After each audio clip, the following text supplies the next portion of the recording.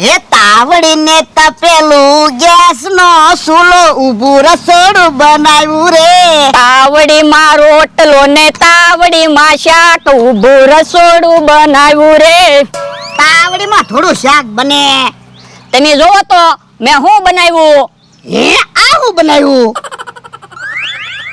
એ mix રોટલો બનાવ્યો. એટલે એ આપણે ટમેટાનું શાક બનાવવાનું હતું ને, હા તો ટમેટાનું શાક ન બનાવવું પડે ને, એટલે મેં ટમેટા મરચાં ને એવું કાપીને રોટલામાં નાખી દીધું અને મસાલો નાખી દીધો, મિક્સ રોટલો બનાવ્યો. હે મિક્સ રોટલો કેવો લાગશે? એ આજનો દિવસ ખાવી, જોવો ખાવાની મજા આવે ને તો પછી દરરોજ મિક્સ રોટલો જ બનાવવાનો, અલગ શાક તો ન બનાવવું પડે. યો બોલો, ઊભું રસોડું બનાવ્યું, એમાં તો નટ નવા ખાતરા કરવા મળ્યો. હે કેમ ઉભા ઉભા રસોઈ બનાવો? એ ઊભું રસોડું બનાવ્યું ને. ક્યાં છે ઊભું રસોડું? આ તમને ઊભું રસોડું ના દેખાતું? હવે ઊભું રસોડું ક્યાં છે? પાટિયું ગોઠવ્યું અને પાટિયા ઉપર સૂલો મૂક્યો અને ઊભા ઊભા રસોઈ બનાવો. એ ઊભા ઊભા રસોઈ બનાવી એને જ ઊભું રસોડું કહેવાય ને. અને તમને તો ખબર છે, હવે તો બધે ઊભા રસોડા બની ગયા. હોટલમાં જમવા જાવી તોય ઊભું રસોડું હોય, બંગલા હોય એમાંય ઊભું રસોડું હોય. એટલે અમે ઊભું રસોડું બનાવ્યું. કોઈક મહેમાન આવ્યું હોય તો સારું તો લાગે. હે થોડા હમણાંથી તમે બહુ કાલા કાઢવા માંડ્યા, એવું નથી લાગતું? તને એવું લાગતું હશે, અમને તો એવું કાઈ લાગતું ના. તો પણ એટલા બધા હરખ પદુડા હું થાવ, ગામમાં બધા મારા દાંત કાઢે. એમાં તારા હું દાંત કાઢે? તો હું તમે રોજ નચ નવા નખરા કરો તો પછી દાંત કાઢે જ તે ને. ભોળા દાદા, આપણે ઊભું રસોડું બનાવ્યું ને તે કેહા કાકાને ગમતું ના. હાચી વાત છે, ઈર્ષ્યા થાય. એમાં મને હું ઈર્ષ્યા થાય? તમે ક્યાં બંગલો બનાવ્યો, ઊભું રસોડું બનાવ્યું? તો એમી ક્યારું ના ઈ તો કેવી સેવી કે એમી ઊભું રસોડું બનાવ્યું. એ હારું રાંધીને ખાઓ, બીજું હું. ભોળા દાદા, મિક્સ રોટલો બની જાય પછી કાઈ બનાવવું છે? હા, સા બનાય, સા ને રોટલો ખાવી. એ હારો. હે લ્યો બોલો, અહીંયા કોણ મકાન બનાવે છે? કોને ખબર? આમ સમસમ શેઠ આટા મારે, એને પૂછવી. કેમ છો સમસમ શેઠ? મજામાં ને? મજામાં હો. નવીનમાં શું છે સમસમ શેઠ? નવીનમાં તો જોને મકોલ વાળમાં કલર કરાવ્યો. ઠીક. હે સમસમ શેઠ, અહીંયા કોણ મકાન બનાવે?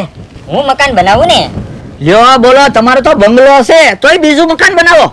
એમાં એવું છે બકુલ, મહેમાન આવે તો તકલીફ ન પડે ને. હા ઈ વાત હાચી.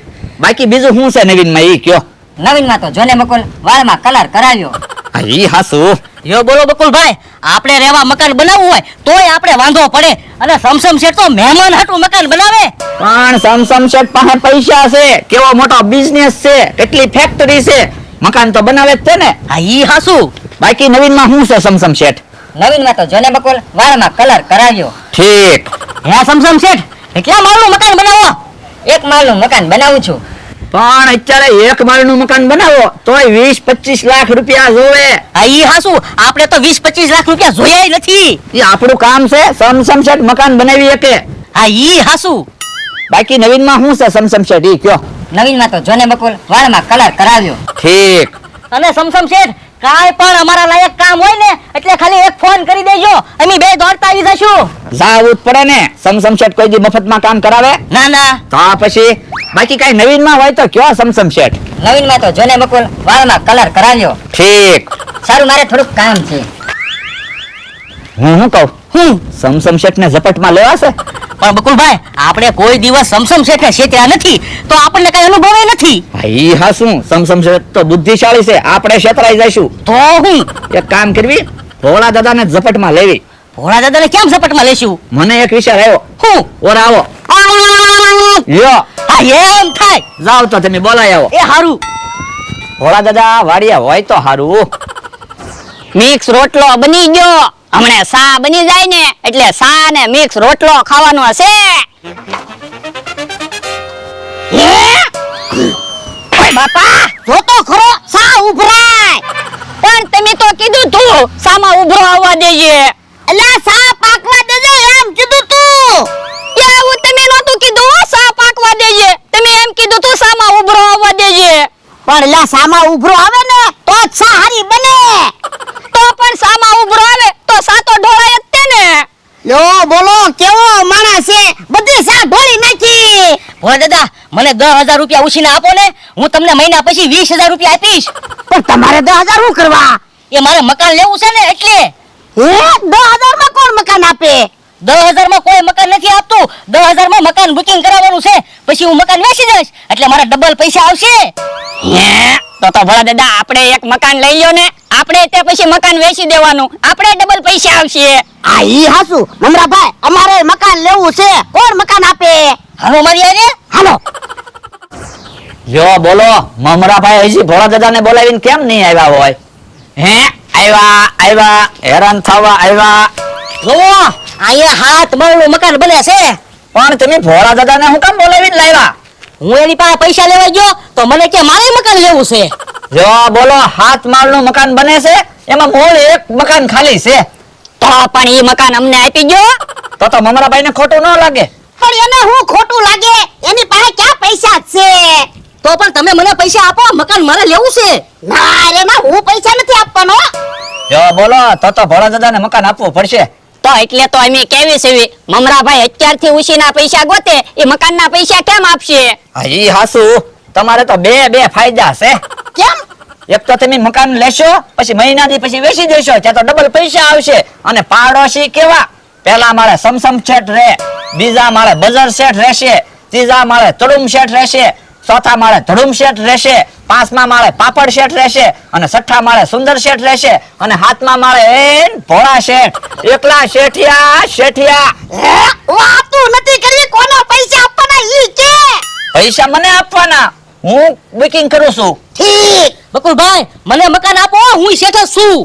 તમે કેમ શેઠ છો? લે મારે દુકાન છે, હું દુકાનનો શેઠ છું. દુકાનના શેઠની વાત નથી, આ તો બહુ મોટા શેઠની વાત છે. એ હારું. અલા બકુડા 10,000 ગણી લે. હવે એમાં પૈસા ગણવાના થોડા હોય. તમે કયો છો 10,000 છે તો પૂરા તો હોય ને? યો બોલો, ભોળા દાદાને મકાન આપી દીધું, હવે મારે કેમ મકાન ગોતું? અરે તમને મકાન ગોતી દો, હાલો. એ હારું.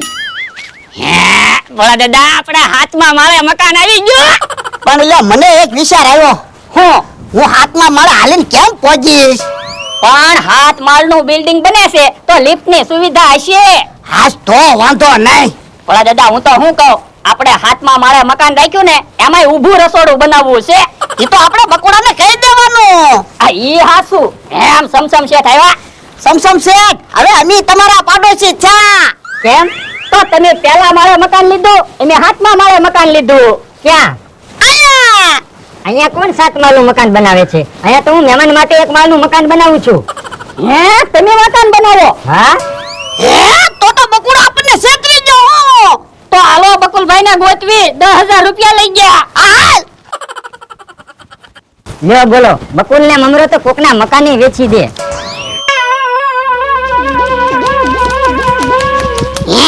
અહીંયા એની જગ્યાએ તો બકુલભાઈ મમરાભાઈ નથી. તો ક્યાં જાય છે? આમ કેહા કાકા આવે એને પૂછવી. એ હારું. એ ક્યાં ભાઈ, બકુડાને ને મમરાભાઈ ને જોયા? કેમ? એ ઈવડા ઈ મારા 10,000 રૂપિયા લઈ જા. શું કામ? એ એની હાથમાં મારે મકાન રાખ્યું ને એટલે. હે ઓય બાપા, ઘડીક કે ઉભો રહોડું બનાવ્યું, ઘડીક કે હાથમાં મારે મકાન રાખ્યું, તમે મને ગાંડો કરી દેહો. પણ એમાં એવું છે, બકુલભાઈ ને મમરાભાઈ કે અહીંયા 7 માળનું બિલ્ડિંગ બનવાનું છે, તમારે મકાન રાખવું છે કે તો ઈ મકાન તો સમસમ શેઠ બનાવે છે. તો પણ ઈવડા એની વાત હું કામ હાચી માનો? ઓય બાપા, ઈ આને કીધું તું મકાન રાખી લો, તમને ડબલ પૈસા મળશે. તમને ખબર છે રોજ ઈવડા ઈ છેતરી જાય, તો પણ એની વાત હું કામ માનો? હવે ઈ વાત જવા દે ને, બકુડાને ને મમરાભાઈ ને જોયા હોય તો કેને. ઈ આમ છે. હે, હાલ તો લે. હવે તો મારે ભોળાને છેતરવાનું ચાલુ કરવું છે, એનામાં ક્યાં બુદ્ધિ છે? લ્યો, 10,000 રૂપિયા આવી ગયા. આજના પૈસા હું રાખું, કાલ પછી ભોળા દાદાને છેતરશું, એ પૈસા તમે રાખજો. ના રે ના, કાલે ઓછા પૈસા આવ્યો હોય તો મારે ખોટ જાય. પણ મારે પૈસાની જરૂર છે. પણ પૈસાની તો કોને જરૂર ન હોય? તમારે શું જરૂર છે? મારે તે સમસમ શેઠ જેમ વાળમાં કલર કરાવવો છે. પણ કલર ના તો 500 રૂપિયા જ થાય. ના ના હો, 2 હરખા ભાગ પાડો. એ હારું. લ્યો, ભોળા દાદા, બકુલભાઈ મમરાભાઈ અહીંયા છે. લાવો મારા પૈસા. શું કામ? એ અમારે હાથમાં મારે મકાન નથી રાખવું. કેમ? એ હાથમાં મારાથી હાલી નો પોગા એટલે. તો પણ એમ કયો ને, સમસમ શેઠ નું મકાન છે ઈ તમને આપી દેવી, અને સમસમ શેઠ ને હાથમાં મારે મકાન આપી દેવી. હે, ઓય બાપા, હવે ને ક્યાં 7 માળનું મકાન બને? સમસમ શેઠ મકાન બનાવે. અને પાછા કે પેલા માળે સમસમ શેઠ રહે, બીજા માળે બજર શેઠ રહે, ત્રીજા માળે તરુમ શેઠ રહે, ચોથા માળે ધર્મ શેઠ રહે, પાંચમા માળે પાપડ શેઠ રહે, છઠ્ઠા માળે સુંદર શેઠ રહે અને સાતમા માળે ભોળા શેઠ રહે. એ બાપા હવે ઈ વાત જવા દે ને, લાય મારા પૈસા. એ તો પૈસા નહીં મળે હો. કેમ? લ્યો તમારે મકાન નથી લેવું તો તમે બાનું આપ્યું ઈ જાય. પણ મેં ક્યાં મકાને